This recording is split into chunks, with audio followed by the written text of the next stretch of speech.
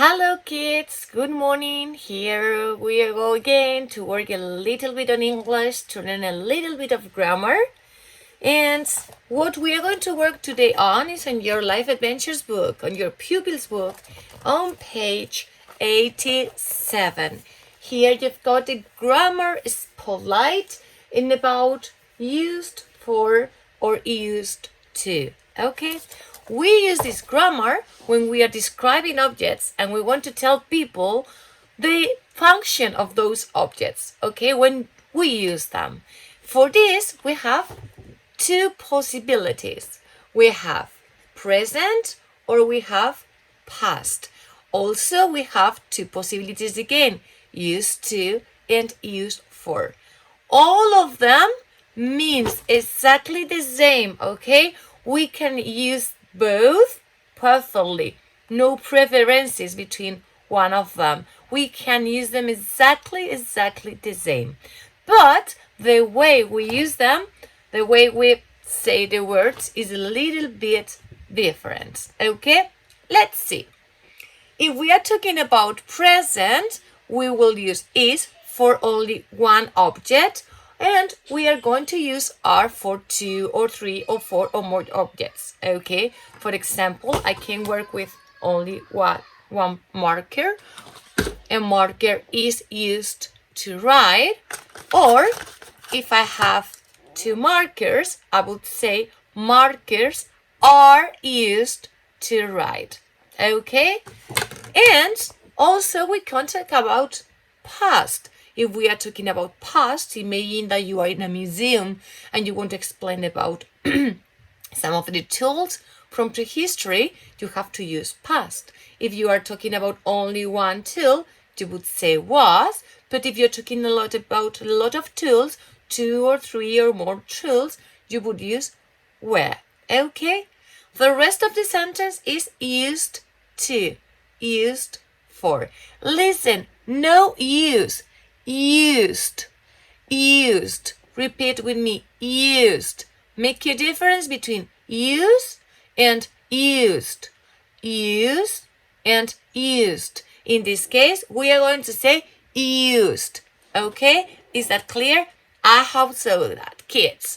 So, when I say used to, I have to continue with the infinitive of the verb, okay? With the first column. Remember always the list of the verbs, the first column, the infinitive.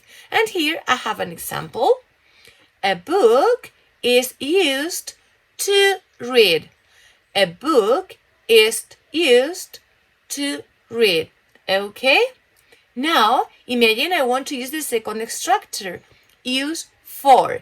In this situation, I would use the verb plus ing. For example, a book is used for reading. A book is used for reading. Do you understand the difference? A book is used to read, infinitive. A book is used for reading, the verb plus ing, the gerund. Okay?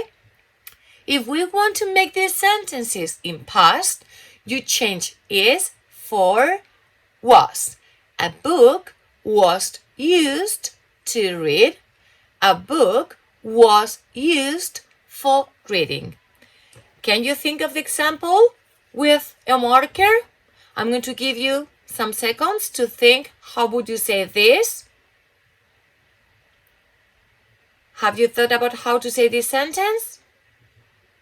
Do you have it? Okay, let's say it. A marker is used to write. A marker is used to write. Can you think of the other option? Yes? Let's say it to see if you did it okay. A marker is used for writing. A marker is used for writing. Very good. Now, try to think about how to do it using plural, two markers. I'm going to give you some seconds to think of the sentence for markers. Can you think of that? Yes? Are you ready? I'm going to tell you and check if you were right. Markers are used to write. Markers are used to write. Do you have it? Were you okay? I hope so. Let's see the other option. Markers are used for writing. Markers are used for writing. Do you have it? I'm sure you've got it. Okay, let's see another example. We can say yes, the same. Okay, but I want you to think of it using past. Again, I'm going to give you some seconds. Think about how to say the two structures in past. Yes, you've got it. Let's check. Markers were used to write. Markers were used to write. Okay, let's think about the other option. Some seconds. Do you have it? Off we go.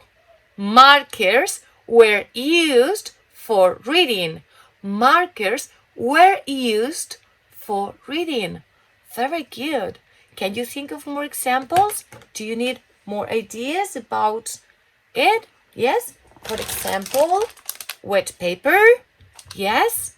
I can say wet paper.